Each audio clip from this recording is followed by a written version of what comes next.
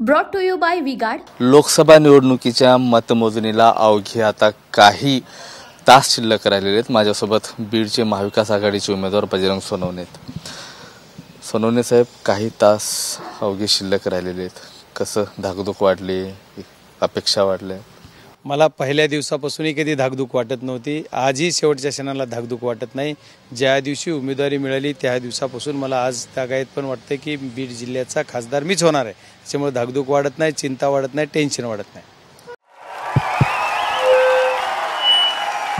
उनका बैकअप सिर्फ कल तक और हमारा चांद तक। हमारा नेता कैसा हो जो नॉन स्टॉप बैकअप दे वैसा हो। अब की बार वी गॉट इन्वर्टर बैटरी का चमत्कार। मात्र गेल्या 13 तारखेला मतदान झाल्यानंतर त्याआधी ज्या प्रचार यंत्रणा होत्या, कुठंतरी ही निवडणूक जाती अंतावर गेली, त्यामुळे याचा फटका बसेल असं पंकजा मुंडेही म्हणतात। आदरणीय ताईसाहेब काय म्हणतात हे मला माहीत नाही, पण मला असं वाटत नाही की याला कुणाला फटका बसेल। तर ते काय, ते कशामुळे बोलतात, त्यांना तो प्रश्न त्यांनाच विचारला पाहिजे। पण मला जर विचारलं तुम्ही, तर बीड जिल्ह्यामध्ये सुसंस्कृत जिल्हा आहे। जातीपातीच्या पलीकडे आपलं राजकारण सर्व समय एकूण एकाच्या हातात हात घालून करण्याची आपली पद्धत आहे। त्याच्यामुळे कुठं जातीपातीचे प्रश्न कुणी एकूण एकाला विचारू नका असं मी आपल्यालाही काल सांगितले आपल्या माध्यमाच्या सर्वांना लोकांना। आणि आजही विनंती करतो की जातीपाती आता निवडणूक संपलेली आहे, आज जुएचा विजय होणार आहे त्याचं स्वागत करणं काम आहे। आणि जे आता 41 उमेदवार आहेत त्याच्यापैकी एक उमेदवार विजय होणार आहे, तो मी असणार आहे। त्याच्यामुळे 40 जणांनी मला शुभेच्छा द्यायच्या, सर्वांनी मान्य करायचा निकाल। धन्यवाद।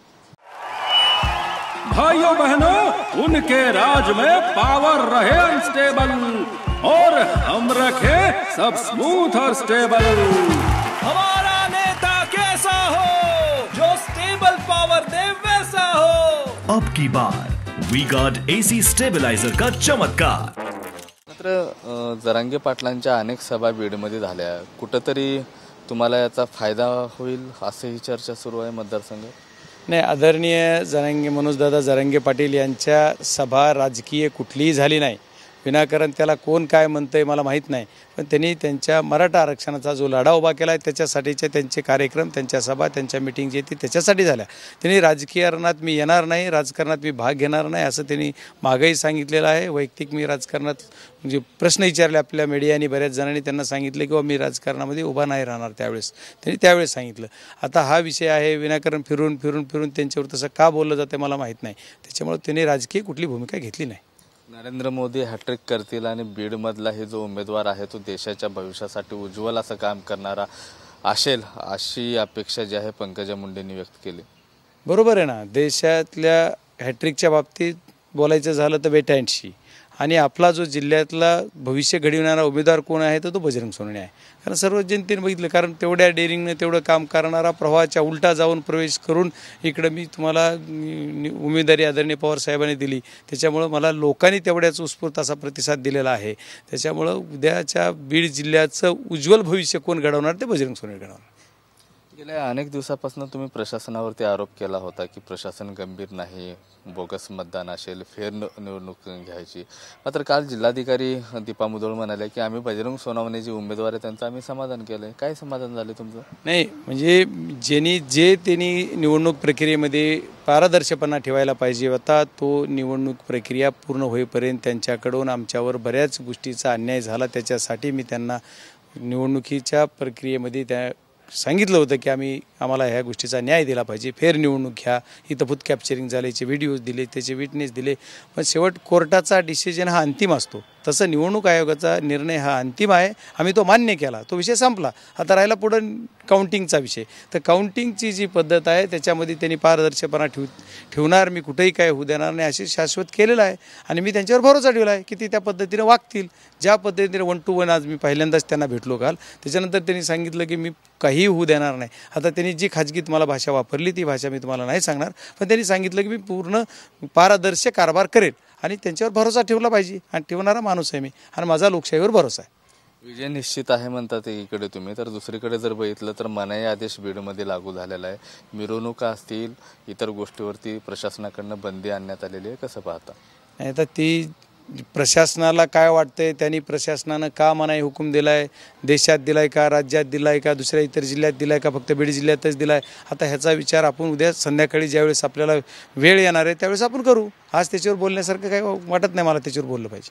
सध्या बीडमध्ये तणाव आहे, 2 जाती आमनेसामने आल्या होत्या, मात्र सध्या तशी परिस्थिती जरी नसेल तरी तुमचं काय आव्हान राहील दोन्ही समाजांना? मी बीड जिल्ह्यातल्या सर्व जनतेला, म्हणजे हे समाज आणि तो समाज नाही, सर्व जनतेला मी आव्हान करतो की आपण सर्वजण या जिल्ह्यात राहणारे आहोत, सर्व जाती धर्माचे लोक एकत्र राहून सलोखा ठेवला पाहिजे आणि एक दुसऱ्यासाठी आपण रात्रंदिवस एका गावात राहतो, एका जिल्ह्यात राहतो, एका तालुक्यात राहतो, आपण एकूण एकासाठी दररोज भावासारखं एकूण एकाचं काम करतोय आणि त्याच पद्धतीनं तुम्ही जिल्ह्यात पुढे राहिले पाहिजे. निवडणूक संपली, आता निकाल लागणार आहे, तर निकालाचा विषय सोडून द्या, निवडणुकीपुरती निवडणूक करा, आता हसत खेळत एकत्र राहा आणि गुन्ह्या गोविंदानं सर्वजण आपण एकत्र राहू आणि एकत्र पद्धतीने राहील अशी अपेक्षा सर्व जनतेकडून करतो. पंकजा मुंडे हे म्हणतात विजय माझा निश्चित आहे, तुमचा विजय कसा निश्चित आहे सांगा एकदा. आता त्या काय म्हणतात, ते जे म्हणतात तीच मी म्हणलं पाहिजे असं नाही, पण मला जे वाटतंय, मी पहिल्या दिवसापासून मानतोय की मला लोकांनी मतदान केलंय, माझा लोकांवर भरोसा आहे. ज्या जनतेनं मला मतदान केलं आहे त्या जनतेच्या जनआशीर्वाद मला असल्यामुळं जनतेच्या जीवावर मी सांगतो. आज पण मी आज पार गेवराईच्या टोकापासून इथपर्यंत आत्ता आलो केजपर्यंत, येताना प्रत्येक गाव 50 गावात थांबलो असेल, 50 गावचेही लोक म्हणतात की आपलाच विजय होणार. आता तुम्हालाच कोण कुठं बोलतोय, तुम्ही रोड नका हवाई हे न करताय पाहणी मला माहीत नाही. तुमची जर जसे उमेदवार आमचे हवाईने या जहाजाने येतात तसं तुम्ही सुद्धा हवाई जहाजानं जर याची सर्वेक्षण करीत असाल तर मला माहीत नाही. पण रोडनं जर आलोत किंवा गावातून आलो तर लोक काय म्हणतात की बजरंग सोनवणेच उद्याचा खासदार आहे. आता तुम्हाला माहीत नाही काय कुठून कशी सर्वे करतात ते. शिर्डीमध्ये गेला होता, काय साकडं घातलं शिर्डीकडे? साईबाबाच्या चरणी जाऊन नतमस्तक झालो आणि साकडं घातलं की मी खासदार उद्याच्याला तुम्ही मला करा आणि खासदार झाल्यावर बीड जिल्ह्याची सेवा करण्याची संधी योग्य पद्धतीने मला द्या, या पद्धतीने मी साकडं घातलं. नक्कीच पंकजा मुंडेचं काय आहे मला माहीत नाही, मात्र माझा इथल्या लोकांवरती भरोसा आहे, जनतेवरती भरोसा आहे, म्हणून लोक मला मतदान करतील आणि मीच खासदार होईल असं सांगत शिर्डीला साकडं घालायलाही बजरंग सोनवणे हे विसरले नाहीत. आता उद्या महानिकाल आहे आणि निकालानंतर कोण बाजी मारेल याकडे आता सर्वांची उत्कंठा जी आहे ती शिगेला पोहोचलेली आहे. कॅमेरा पर्सन हर्षल निकमसह मी Mahendra Kumar Mudholkar, TV9 Marathi, Kej, Beed. Brought to you by V-Guard.